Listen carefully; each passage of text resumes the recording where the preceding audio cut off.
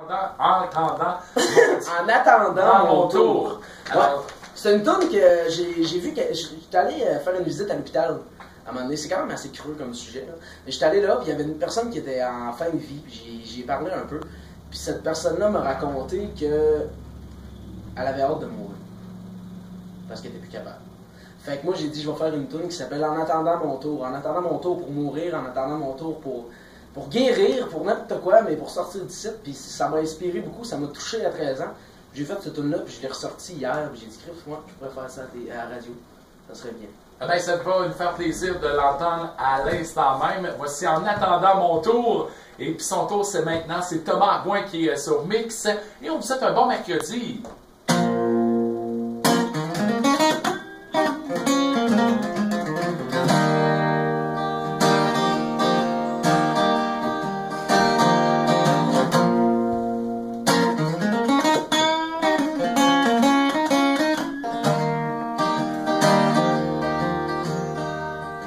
Sans autre complication, je mets mon pied dans l'engrenage, humilié pour une dernière fois.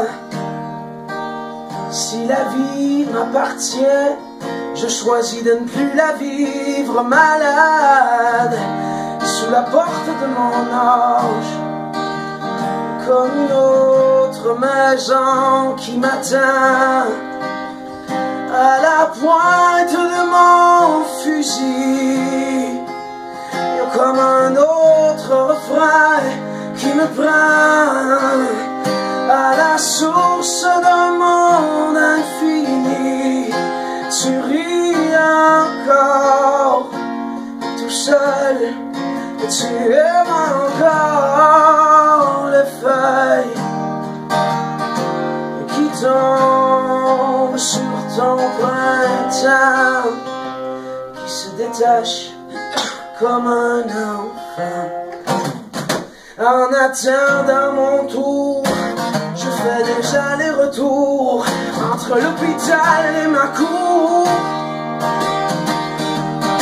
Je fais plus de grandes affirmations, j'ai peur de manquer de temps. Je me sens seul comme un adolescent dans son premier appartement. Tous les hommes sont morts, les femmes sont en désaccord, et les enfants jouent à ressusciter.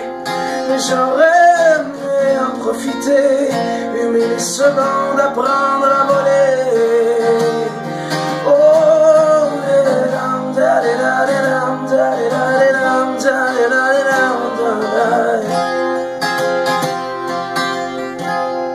comme une autre maison qui m'attend